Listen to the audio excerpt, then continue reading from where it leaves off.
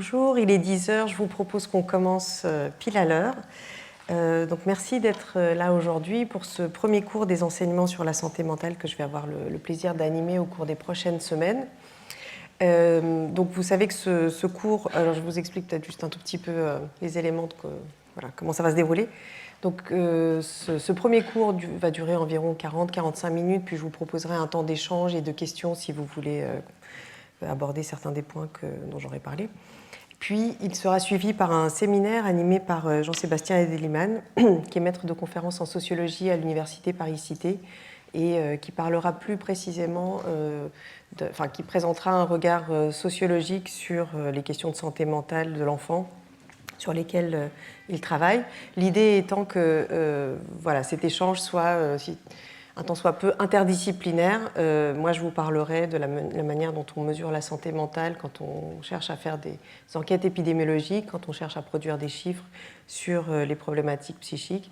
Et le professeur Edelman prendra un regard un tout petit peu plus distancié par rapport à ce que ça implique et comment faire. Donc je vous propose de commencer tout de suite par ce premier cours qui s'intitule « Qu'est-ce que la santé mentale ?» Une vaste question, on fera un petit tour d'horizon en 45 minutes et j'espère que ce premier cours suscitera surtout des questions chez vous et peut-être quelques réponses. Alors voilà rapidement le plan de la présentation. Je vais parler un tout petit peu de ce que signifie cette question, qu'est-ce que la santé mentale, comment elle a été abordée à différentes périodes, comment on mesure les problèmes psychiques, notamment dans les enquêtes épidémiologiques, les spécificités que cela implique, puis j'aborderai quelques débats et controverses actuelles, puisque ces définitions évoluent et la manière dont on les envisage aussi, avant de peut-être vous proposer une réflexion sur la mesure de la santé mentale demain. Alors, voilà. Bon, si je vous dis santé mentale, je pense qu'on a tous et toutes une certaine représentation de ce que cela signifie. Certains d'entre nous vont penser à des troubles sévères, d'autres peut-être aux tentatives de suicide, à la dépression. Les médias ont énormément couvert ce sujet au cours des derniers mois, depuis l'épidémie de Covid en particulier. Et bien sûr, vous savez tous que le gouvernement a décidé que l'année 2025, puis maintenant 2026, serait... il y aurait une grande cause nationale santé mentale pour aborder ces questions un tout petit peu plus en profondeur. Alors, en épidémiologie, on a vraiment besoin, comme dans d'autres disciplines scientifiques, de définir ce dont on parle. Et j'aimerais peut-être commencer d'abord par cet aspect. De quoi parle-t-on ? Alors, il existe une définition tout à fait officielle de la santé mentale proposée par l'Organisation mondiale de la santé en 2014. Cette définition aborde la santé mentale d'une manière très très large. Donc il s'agit d'un état de bien-être mental qui nous permet d'affronter les sources de stress de la vie, de réaliser notre potentiel, de bien apprendre et de bien travailler, de contribuer à la vie de la communauté. Donc un programme très très large. La santé mentale fait partie de la santé et du bien-être, sur lesquels reposent nos capacités individuelles et collectives à prendre des décisions, à nouer des relations, à bâtir le monde dans lequel nous vivons. La santé mentale est un droit fondamental de tout être humain, c'est aussi un aspect essentiel du développement personnel, communautaire et socio-économique. Alors je ne sais pas si vous êtes familier de cette définition de la santé mentale, si c'est quelque chose qui vous parle. Donc l'Organisation mondiale de la santé a proposé cette définition pour bien distinguer le fait que la santé mentale, ce n'est pas juste l'absence d'un trouble mental, mais qu'il s'agit donc d'une réalité complexe qui varie d'une personne à une autre, avec différents degrés de difficulté, de souffrance et de manifestations sociales et cliniques. Alors, je pense que si on lit cette définition de manière un petit peu précise, on voit tout de suite à quel point le champ est large, bien sûr, à quel point il recouvre donc à la fois des manifestations de troubles psychiques, de troubles psychiatriques qui relèvent des classifications des maladies psychiatriques ou de la classification internationale des maladies et du travail des psychiatres, mais aussi d'autres pans de notre vie à tous et à toutes qui ne relèvent pas forcément de la psychiatrie. Vous voyez qu'il est question de droit, et qu'il est question d'épanouissement et de vie productive. Alors peut-être que voilà, on pourra discuter disons, du corpus intellectuel et idéologique dans lequel se situe cette définition. En tout cas, ce qui est certain, c'est que voilà, il faut bien avoir en tête qu'actuellement, quand on parle de santé mentale, il ne s'agit pas seulement des troubles psychiatriques, mais il s'agit, alors, ils font partie bien sûr de la santé mentale, mais pas uniquement. Le terme santé mentale évoque plutôt voilà, quelque chose que j'ai cherché à illustrer ici, qui est donc sur un continuum, c'est-à-dire qu'il s'agit à la fois d'émotions, d'humeurs, et de sentiments qui peuvent évoluer dans le temps, qui peuvent connaître des fluctuations, qui concernent notre cerveau, comme vous voyez sur l'ensemble de ces représentations graphiques, et surtout qui, d'une certaine manière, alors, concernent beaucoup de monde, puisque on estime que 12 millions de Français ont, à un moment donné, une maladie de l'ordre de la santé mentale, et que la santé mentale et les conséquences qu'elle engendre est la première dépense de l'assurance maladie actuellement. Alors, encore une définition un petit peu institutionnelle, je dirais. Si on se réfère à la manière dont Santé publique France aborde, donc Santé publique France, c'est l'Agence nationale de surveillance de la santé de la population, qui est en charge de produire des statistiques pour connaître l'état de santé des Français et pouvoir informer donc les autorités sur les problématiques les plus actuelles et les plus prégnantes. Donc vous voyez que la manière dont Santé publique France aborde cette question de la santé mentale intègre évidemment la question des troubles psychiatriques qui relèvent de la médecine, mais aussi celle de la détresse psychologique. Donc c'est peut-être des difficultés ou des sentiments, des émotions qui sont en amont des troubles psychiatriques, si vous voulez, mais aussi la santé mentale positive, c'est-à-dire le sentiment de bien-être, d'épanouissement personnel, les ressources psychologiques et les capacités d'agir que chacun d'entre nous peut mobiliser. Donc on est vraiment sur l'idée d'un très large spectre. Alors évidemment, il y a différents types de professionnels vont intervenir à différents endroits de ce spectre, mais tout ça pour vous dire que vraiment quand on s'intéresse à la santé mentale, que ce soit en termes de recherche ou d'action publique, il ne s'agit vraiment pas uniquement de s'intéresser aux personnes qui ont des troubles psychiques, à l'organisation de la psychiatrie et à la manière dont se passent les prises en charge cliniques. Donc, en fait, on a beaucoup avancé, évolué. Alors, on peut évidemment discuter de tout ça. Est-ce que ça suscite énormément de débats dans la communauté des psychiatres, notamment sur justement quelle est la place de la psychiatrie aujourd'hui, maintenant qu'on a élargi cette notion de santé mentale à des considérations qui sont au-delà de la maladie.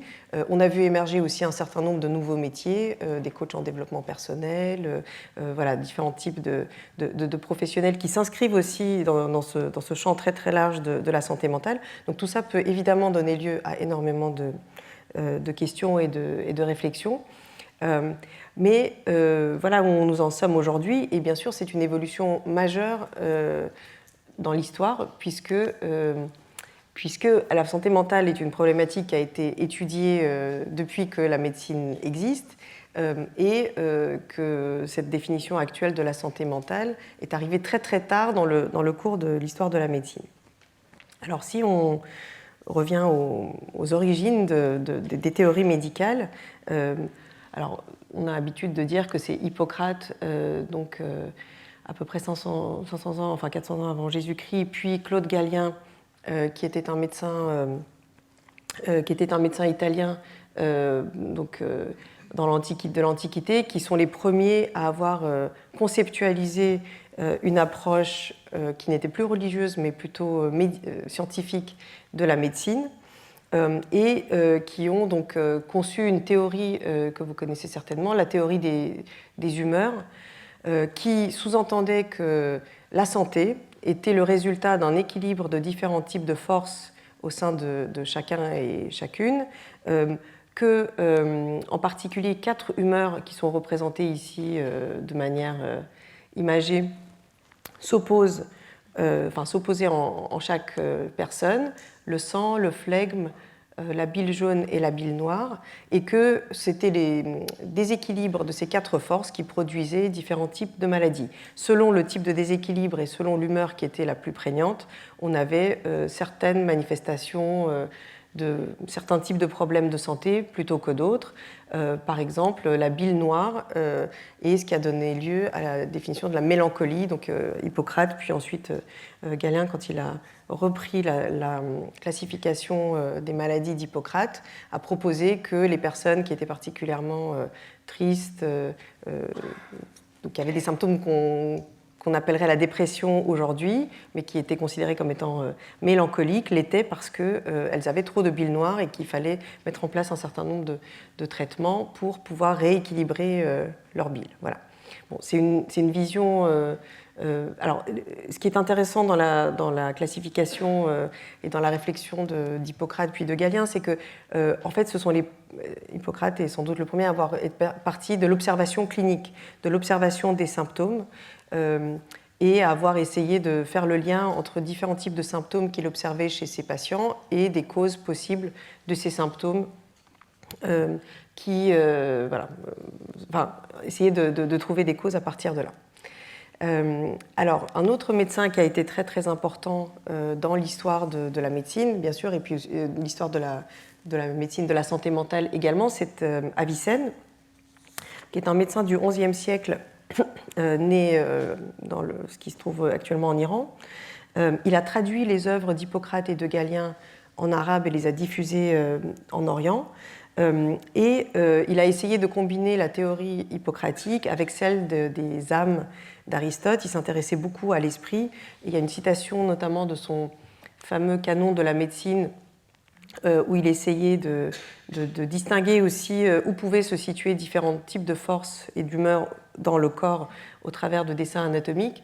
Une citation qui dit « Nous devons considérer que l'un des meilleurs traitements, l'un des plus efficaces, consiste à accroître les forces mentales et psychiques du patient, à l'encourager à la lutte, à créer autour de lui une ambiance agréable et à le mettre en contact avec des personnes qui lui plaisent. » Donc il y avait un tout petit peu, alors évidemment on l'interprète aujourd'hui avec notre regard actuel, mais on peut dire que d'une certaine manière il était très en avance de son temps sur le fait que la santé mentale c'est aussi on a une force psychologique qui, si on la déploie, si on la développe, permet d'anticiper un certain nombre de problèmes. Néanmoins, jusqu'à très très tard, la vision de la santé mentale la plus fréquente était peut-être plutôt celle qui est représentée ici par le tableau qui s'appelle La cure de la folie de Jérôme Bosch, puis plus tard La maison des fous de Francisco Goya.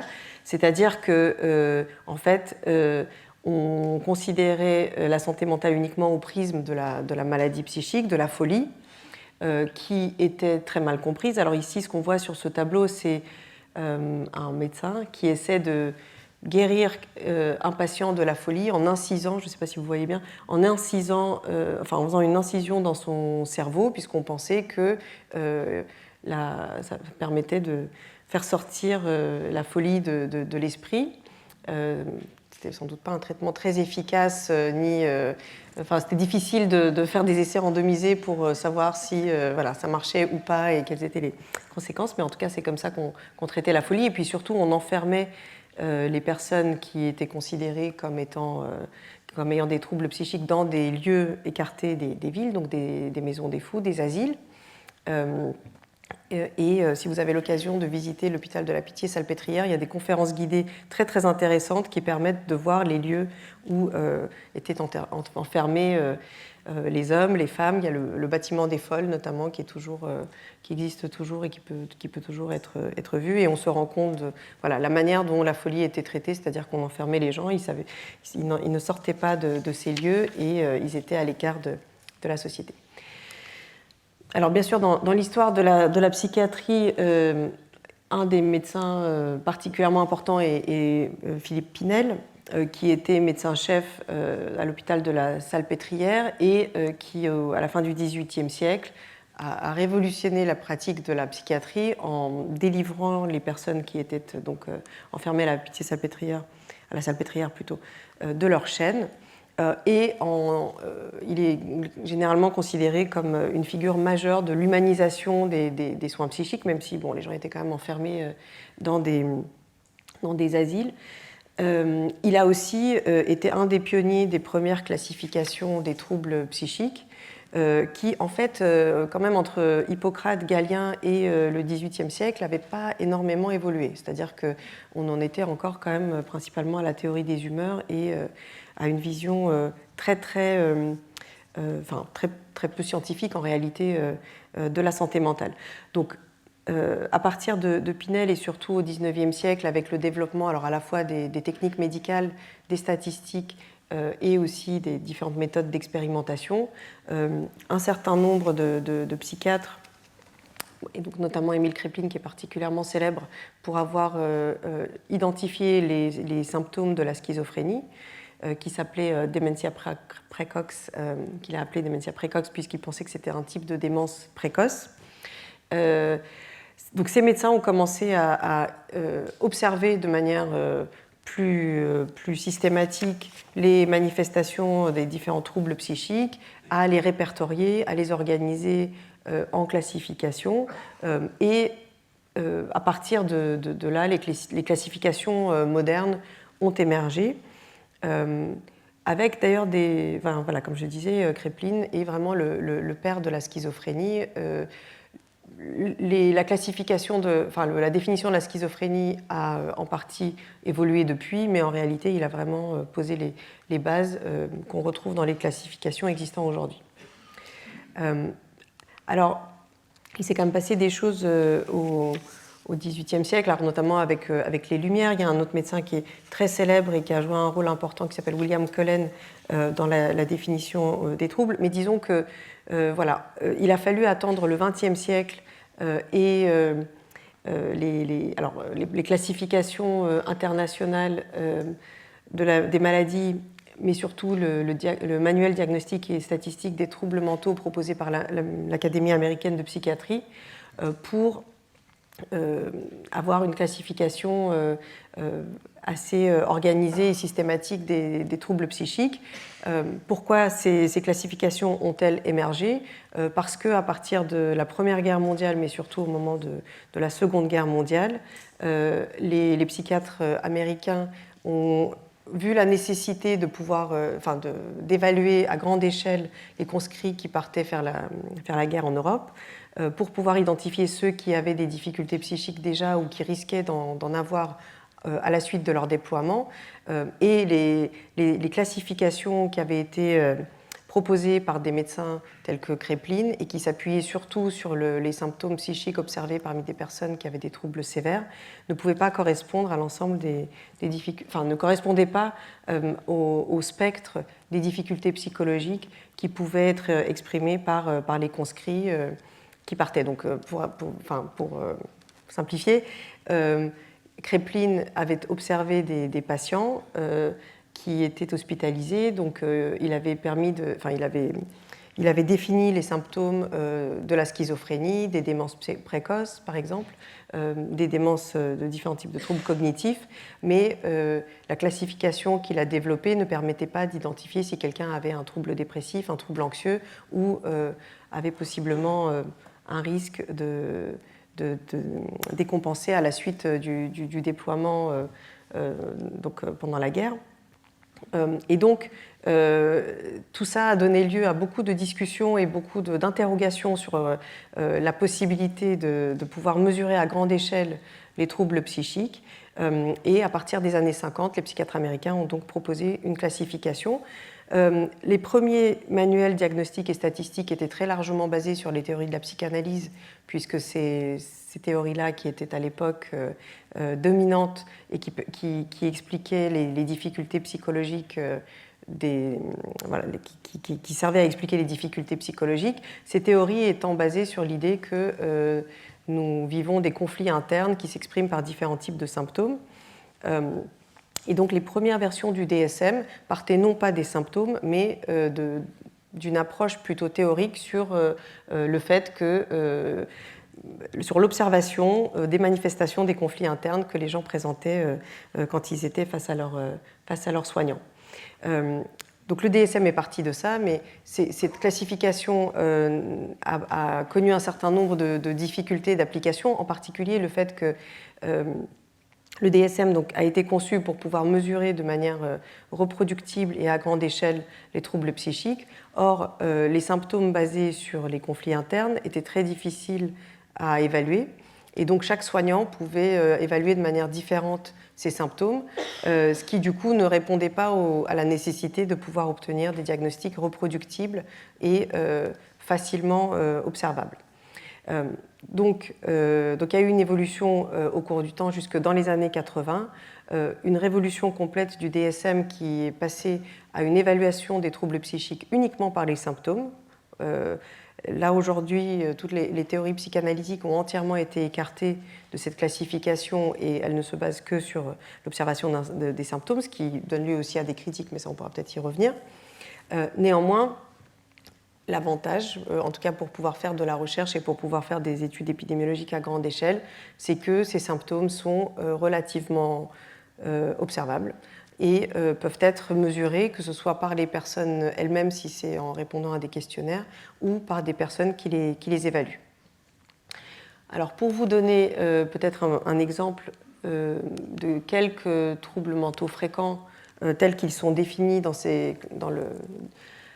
le DSM, voilà, par exemple la dépression, qu'on connaît, qui est un terme qui est beaucoup utilisé, est défini par plusieurs symptômes. Les deux principaux et qui doivent forcément être présents, c'est un sentiment de tristesse ou de perte d'intérêt, de tristesse, perte d'intérêt ou une perte de plaisir dans les activités qu'on réalise au quotidien.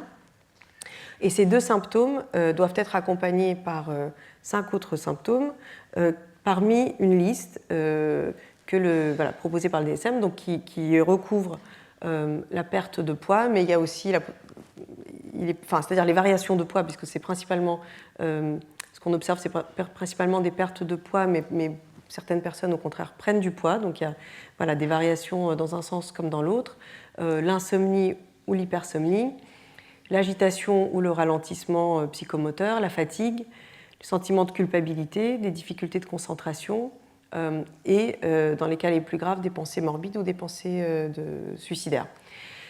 Donc, la manière dont le DSM est conçu nous indique qu'une personne, pour répondre aux critères de la dépression, la personne a au moins des symptômes de tristesse, de perte d'intérêt ou de plaisir et plusieurs des symptômes parmi ceux qui sont indiqués ici.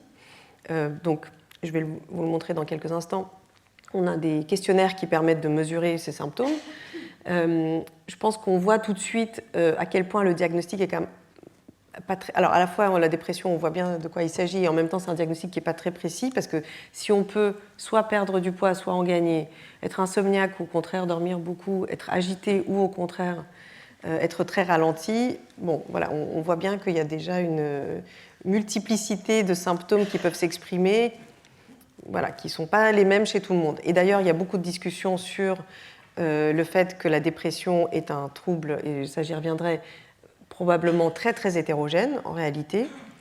D'ailleurs, le DSM a été révisé en 2013, il y a eu beaucoup de discussions sur les spécificités de la dépression chez les hommes, par exemple, parce que les symptômes qui sont listés ici et qui proviennent de recherches qui ont été menées au cours des 50 dernières années à partir des versions du DSM précédentes sur la fréquence du trouble dans différents sous-groupes des populations, etc., montrent que les femmes sont en général 2 fois plus souvent déprimées que les hommes.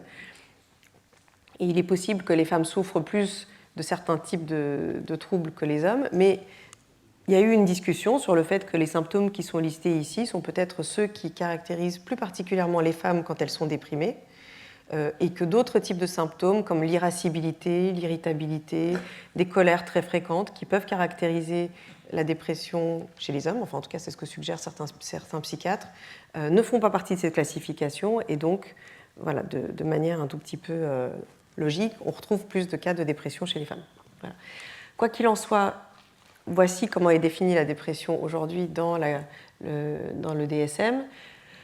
Pour avoir un diagnostic de dépression, il faut que ces symptômes durent plus de 15 jours. Et avec ces définitions, on estime qu'environ 5 à 7% de la population est concernée à tout moment, en France en tout cas. Il y a des variations entre pays, mais en France, ce sont à peu près les chiffres qu'on obtient. Et ce que nous montrent des études sur le long terme, c'est que si un épisode moyen de dépression dure environ 6 mois, dans la moitié des cas, en réalité, la dépression dure soit plus longtemps, soit les épisodes dépressifs peuvent être récurrents. Et donc, on estime qu'il y a environ 50% de persistance. On parle aussi de dépression résistante, par exemple. D'autres types de difficultés psychiques qui sont particulièrement fréquentes en population générale, les troubles anxieux, qui sont définis par une anxiété forte et durable sans lien avec un danger ou une menace réelle et qui perturbent le fonctionnement normal et les activités quotidiennes. Parce que ce que je n'ai pas dit, c'est que le DSM et la classification internationale des maladies pour ce qui relève des troubles psychiques se basent sur l'idée que on mesure des symptômes et leurs répercussions sur la vie quotidienne des personnes.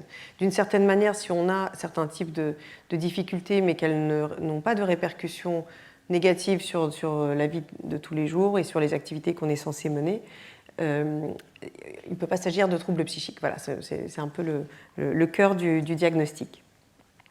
Alors, parmi ces troubles anxieux, les plus fréquents sont des phobies spécifiques, l'arachnophobie, la peur des hauteurs, par exemple, le trouble panique, l'agoraphobie, qui est la peur des foules, le trouble anxieux généralisé, le trouble obsessionnel compulsif et l'épisode de stress post-traumatique qui fait forcément suite à un événement de vie traumatisant, que ce soit un tremblement de terre ou des faits de violence, par exemple.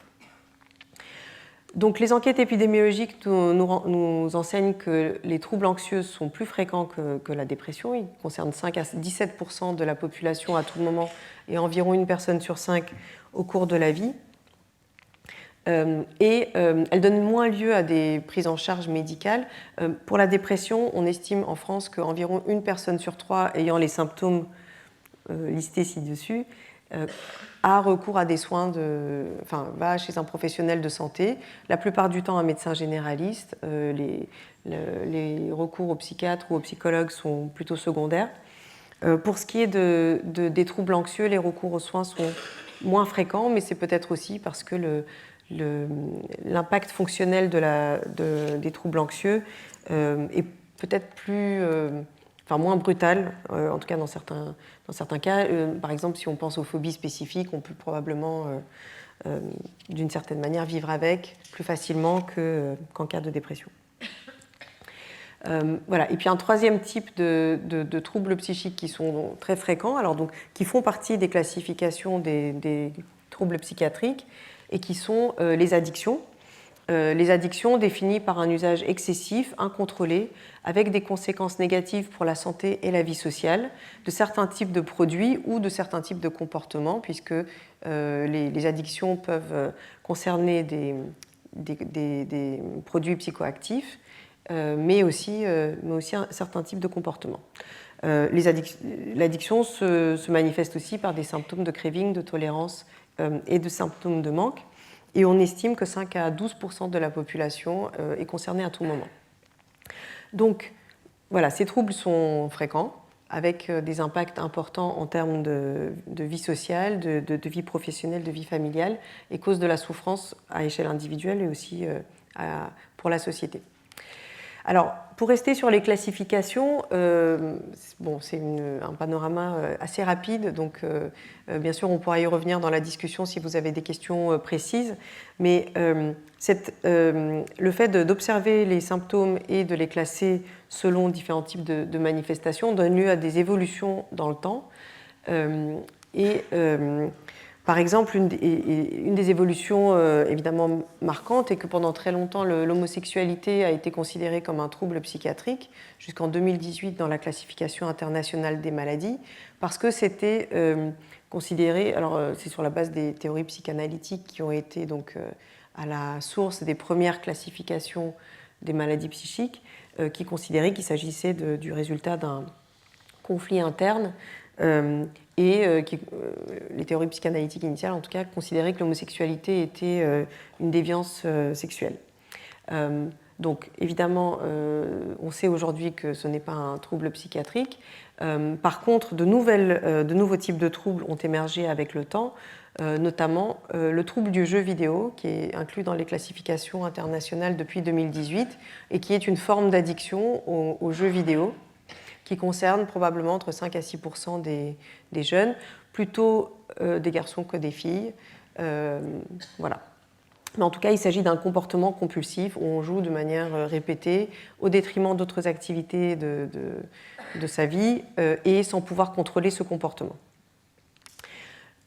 D'autres types d'addictions sont en cours de réflexion, notamment l'addiction à Internet ou aux réseaux sociaux, qui n'est pas considérée comme une addiction. L'addiction au shopping, l'addiction au chocolat non plus, ce n'est pas des addictions. Voilà, peut-être un jour, mais en tout cas pas aujourd'hui. Voilà, et d'autres types de troubles ont émergé récemment. On parle beaucoup de l'éco-anxiété, c'est-à-dire d'une forme d'anxiété particulièrement liée aux questions environnementales. Ce n'est pas aujourd'hui considéré comme un trouble psychique à part entière, mais il existe des recherches pour essayer d'identifier les spécificités de ces manifestations anxieuses et en particulier de déterminer s'il s'agit vraiment d'un trouble nouveau, c'est-à-dire est-ce que des personnes deviennent éco-anxieuses alors qu'elles n'étaient pas du tout anxieuses auparavant, et est-ce qu'il s'agit d'une classification, d'une manifestation anxieuse particulière. Donc voilà, ça c'est pour le DSM. Je voulais quand même mentionner le fait qu'il existe en particulier en France d'autres classifications des troubles psychiques qui n'ont pas vocation à être des classifications qui servent à faire de la recherche, qui est quand même la vocation principale du DSM, même s'il est utilisé aussi à d'autres fins, en particulier aux États-Unis, mais peut-être en France aussi dans une certaine mesure. Il y a toute une discussion sur le fait que la définition des troubles psychiques à des fins de recherche n'est pas forcément toujours pertinente pour la clinique et que, inversement, la manière dont les symptômes de mal-être se manifestent en clinique peuvent être importantes en elles-mêmes et servir à la clinique. Et donc, en France, il y a une classification qui s'appelle la classification française des troubles mentaux de l'enfant et de l'adolescent, dont voilà, il sera peut-être question dans la deuxième partie de ce cours, qui est maintenant, c'est-à-dire qui a été repensée pour maintenant proposer une classification qui concorde avec la classification internationale des maladies, et qui est basée sur la clinique, dans l'idée que l'existence d'une symptomatologie même bruyante ne constitue pas à elle seule la condition d'une pathologie. Et je pense que c'est vraiment une distinction très importante et très complexe. C'est-à-dire, voilà, est-ce que on définit un trouble psychique à partir des symptômes qu'on observe ou à partir d'autres éléments? Il me semble que c'est une question qui est difficile à résoudre et qui est difficile parce que, en fait, mesurer la santé mentale présente un certain nombre de challenges. Alors, le premier challenge, c'est qu'on n'a pas de tests biologiques qui permettent d'identifier la présence d'un trouble psychique. Et ça, c'est quand même une distinction majeure avec d'autres branches de la médecine, qui donne lieu de ce fait à des débats, à des discussions et à des classifications qui évoluent dans le temps, comme voilà, je vous l'ai montré. Alors voilà, je vais vous montrer aussi certaines approches qui essaient de viser vers cette identification de tests biologiques. Voilà, certains psychiatres, certains chercheurs ont cet objectif et on y arrivera peut-être un jour. Mais pour l'instant, il n'existe pas de test biologique permettant d'identifier si quelqu'un a ou non un trouble, une schizophrénie, un trouble bipolaire, encore moins une dépression ou un trouble autistique.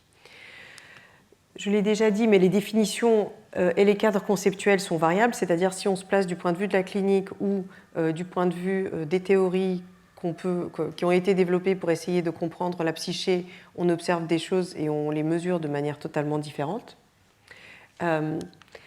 Alors, les biais d'évaluation, c'est quelque chose qui est vraiment très important pour les épidémiologistes. Si on part des observations cliniques, c'est-à-dire des personnes qui viennent se présenter dans des structures de soins, on n'observe pas les mêmes types de manifestations de mal-être que si on fait des enquêtes en population générale.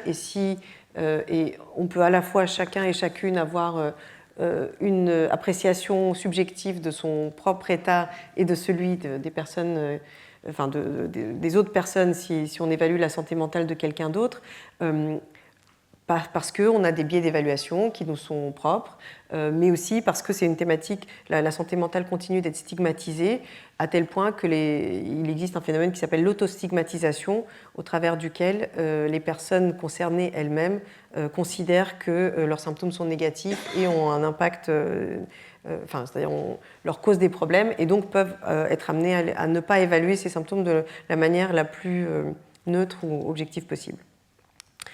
Je voulais juste vous montrer deux questionnaires, donc on appelle des échelles d'évaluation de la santé mentale, qui sont énormément utilisées dans les enquêtes épidémiologiques. Donc quand on vous dit 5 à 7% de la population en France a un trouble dépressif, comment le sait-on? On le sait parce qu'il existe de grandes enquêtes où on pose aux participants ce type de questions. Au cours des 2 dernières semaines, selon quelle fréquence avez-vous été gêné par les problèmes suivants? Vous avez eu peu d'intérêt ou de plaisir à faire les choses? Vous avez été triste, déprimé ou désespéré? Vous avez eu des difficultés à vous endormir ou à rester endormi, ou vous avez dormi trop? Vous vous êtes senti fatigué, vous avez manqué d'énergie, vous avez eu peu d'appétit ou vous avez mangé trop? Vous avez eu une mauvaise opinion de vous-même, ou vous avez eu le sentiment d'être nul, d'avoir déçu votre famille ou de vous être déçu vous-même? Vous avez eu du mal à vous concentrer? Vous avez bougé ou parlé si lentement que les autres auraient pu le remarquer, ou au contraire, vous avez été si agité que vous avez eu du mal à tenir en place? Et vous avez pensé qu'il vaudrait mieux mourir ou envisager de vous faire du mal d'une manière ou d'une autre. Donc là, il s'agit d'une échelle qui s'appelle le PHQ-9, qui pose donc 9 questions. Selon les réponses, jamais, plusieurs jours, plus de la moitié du temps, presque tous les jours, on les additionne, ce qui permet d'obtenir un score. Et on considère que si les personnes ont entre 0 et 4 points, elles ne sont pas déprimées ou... elles ne sont pas déprimées. Entre 5 et 9, un score entre 5 et 9 correspond à une dépression légère, etc., jusqu'à une dépression sévère si on a la plupart de ces symptômes la plupart du temps. Pardon d'avoir été un peu dans le détail, mais je pense que c'est important vraiment de montrer comment on mesure ces questions. Donc, l'intérêt de ce questionnaire et la raison pour laquelle il est énormément utilisé, c'est parce que chacun peut le remplir soi-même. Donc, il est utilisé, par exemple, dans des enquêtes téléphoniques, des grands sondages où on interroge les gens par téléphone et l'enquêteur va vous poser ces différentes questions. On l'utilise aussi dans des enquêtes où on demande aux personnes de répondre elles-mêmes à ces questions. Là, il s'agit d'un autre questionnaire qui porte sur les symptômes d'anxiété et on procède de la même manière. Alors, bien sûr, on ne peut pas procéder de cette manière pour mesurer la fréquence des troubles psychotiques, par exemple. C'est beaucoup plus compliqué. D'ailleurs, on a très peu de données fiables sur la prévalence des troubles psychotiques en population générale, parce que pour évaluer les troubles psychotiques, pour le coup, il faut l'évaluation d'un spécialiste et, si possible, un professionnel de santé. Pareil pour les troubles du neurodéveloppement tels que l'autisme. Mais pour d'autres types de pathologies plus fréquentes, on peut s'appuyer sur des enquêtes, des questionnaires auto-rapportés et les diffuser au sein de la population générale. Alors, pour finir, je voudrais parler des quelques débats et controverses dans ce domaine et où nous en sommes aujourd'hui et les réflexions sur la définition des troubles psychiques pour l'avenir. Comme je le disais tout à l'heure, il y a vraiment une question sur la fiabilité des symptômes comme marqueurs de maladie. Alors pourquoi? Parce que les symptômes tels qu'ils sont aujourd'hui définis pour chacun des troubles psychiques de la classification internationale des maladies ou du DSM sont assez hétérogènes, ce qui donne des groupes diagnostiques très très divers. D'ailleurs, ces groupes diagnostiques, s'ils servent à peut-être avoir un aiguillon et pouvoir mesurer au sein de la population l'évolution de la fréquence des troubles, ne sont vraiment pas conçus pour pouvoir soigner les gens. C'est-à-dire qu'on sait que le diagnostic de la dépression tel qu'il est défini dans le DSM est beaucoup trop vaste et beaucoup trop large pour identifier quelles sont les personnes qui ont nécessairement besoin d'un suivi. Et le type de prise en charge médicale en particulier. L'autre problème avec les classifications existantes, c'est que les troubles, on parle de comorbidité entre différents types de troubles, c'est-à-dire que quelqu'un qui a par exemple un trouble dépressif a aussi de fortes chances d'avoir des troubles anxieux ou des problèmes d'addiction. Et donc il y a assez peu de spécificité. Et non seulement il y a peu de spécificité, mais les recherches nous montrent aussi que les facteurs de risque de ces troubles, qu'ils soient génétiques ou qu'ils soient psychologiques ou liés à ce qui se passe dans la vie des personnes, sont assez partagés entre eux. Donc en fait, si on a des classifications, des catégories diagnostiques assez larges et qu'en réalité les mêmes facteurs sont associés à un risque de dépression ou de troubles anxieux ou d'addiction, dans une certaine mesure, en fait, ces catégories ne nous renseignent pas suffisamment, ne sont probablement pas suffisamment précis. Il y a des effets de seuil évidents. Je vous ai montré une échelle où on interroge les personnes sur les symptômes de dépression. Il a été défini en croisant les résultats de ce type d'évaluation avec des évaluations faites par des médecins que, au-delà d'un certain nombre de symptômes, d'un certain score, la probabilité que la personne ait une dépression qu'un psychiatre identifierait comme étant un trouble d'importance clinique est élevée. C'est comme ça qu'on définit ces seuils. Mais évidemment, c'est une approche probabiliste et d'une part, des personnes qui ont des symptômes qui sont inférieurs au seuil peuvent aussi ressentir de la souffrance, et d'autre part, ces seuils sont plus ou moins approximatifs. Et puis, on observe aussi que, bien sûr, les symptômes peuvent évoluer au cours de la vie. Je vous disais tout à l'heure qu'un épisode dépressif dure en moyenne 6 mois, mais on s'aperçoit que dans la moitié des cas, soit les personnes ont des symptômes qui perdurent, soit leurs épisodes dépressifs peuvent revenir. Et donc, en fait, ce qui est important pour définir la santé mentale et les maladies psychiques, c'est non seulement ce qui se passe à un moment T, mais aussi la manière dont les personnes évoluent au cours du temps. Et c'est important pour les médecins, bien sûr, mais c'est aussi important en termes de recherche. C'est ce qui permet peut-être un tout petit peu plus de spécificité. Alors je vais finir en vous montrant donc 2 approches qui ont été proposées pour essayer de prendre en compte cette complexité et qui sont à une étape assez expérimentale pour le moment, mais qui sont peut-être la voie du futur. Alors le National Institute of Mental Health américain, au début des années 2000, a proposé à peu près au moment où la dernière version du DSM allait être publiée d'ailleurs, a proposé une nouvelle approche qui s'appelle Research Domain Criteria, qui n'est pas très connue en France, mais qui est beaucoup utilisée aux États-Unis désormais, et qui là renverse complètement le paradigme, puisqu'il s'agit de partir il s'agit de se dire que les maladies psychiques sont non pas les symptômes qu'expriment les personnes, mais un certain nombre de dysfonctionnements cérébraux qu'on peut observer au travers des neurosciences.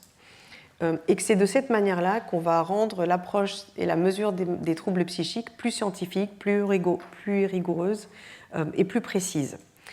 Parce qu'en réalité, les recherches en neurosciences sur le fonctionnement du cerveau ont énormément avancé. On a des techniques d'investigation absolument incroyables aujourd'hui et un niveau de précision extraordinaire. Mais il y a un gap énorme entre tout ce qu'on sait aujourd'hui sur le fonctionnement du cerveau et la clinique en termes de santé mentale. Et donc, il y a c'est un peu le principe de base de cette classification. Et donc, l'idée est que, à l'avenir, il faudrait que les neurosciences renseignent plus ce que l'on considère, les définitions de la santé mentale et aussi la clinique, et que cela va passer par un changement de classification des troubles psychiques. Donc, l'idée est que, à la fois, dans cette classification, les résultats des neurosciences sont donc au cœur de la définition des troubles psychiques.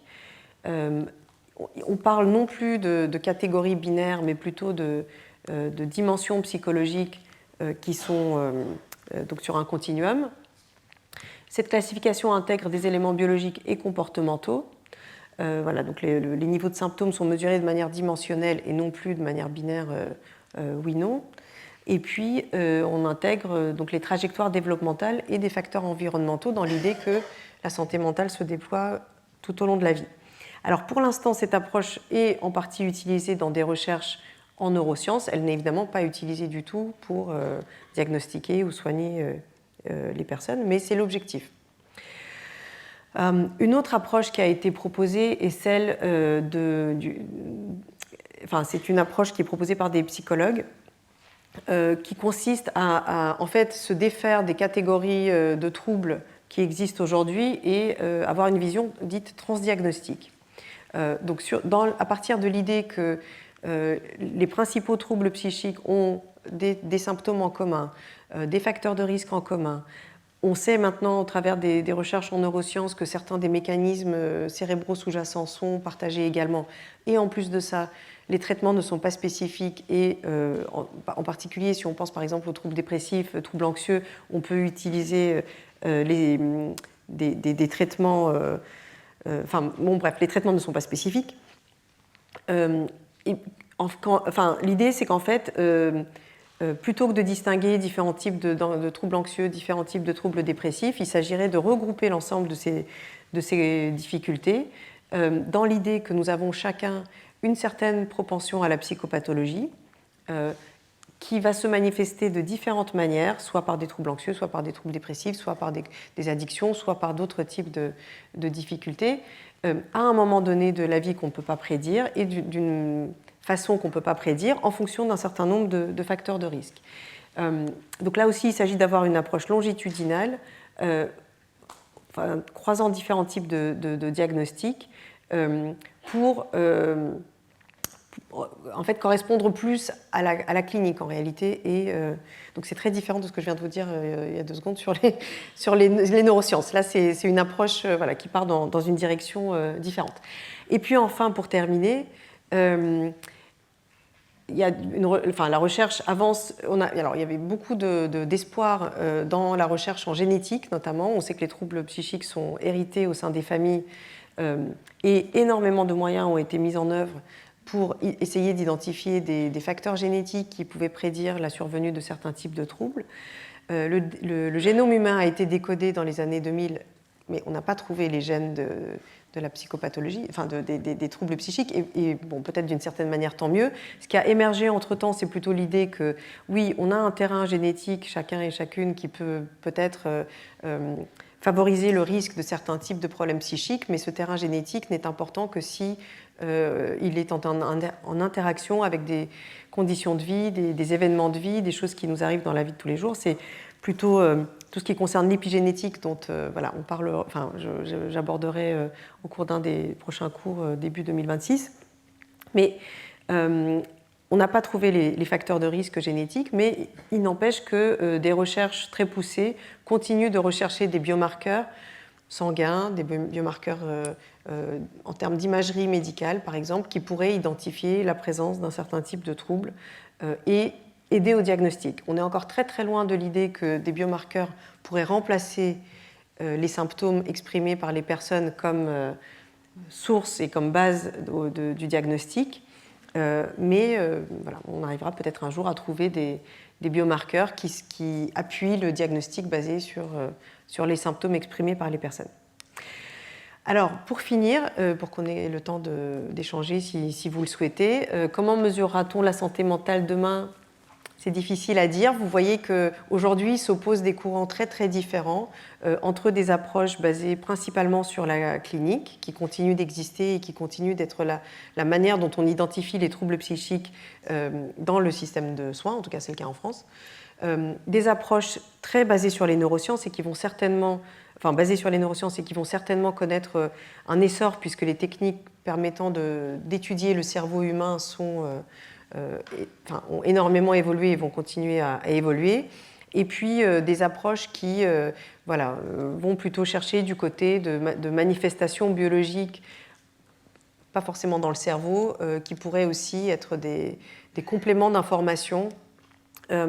Donc voilà, c'est une question ouverte, je n'ai pas du tout de réponse à cette question. Je pense qu'en tout cas, on va certainement vivre des évolutions importantes dans les années à venir et que quoi qu'il arrive, quelles que soient les approches, d'abord il existe aujourd'hui différentes approches et elles cohabitent et c'est probablement comme ça que les choses vont continuer à l'avenir, en tout cas pour le moment.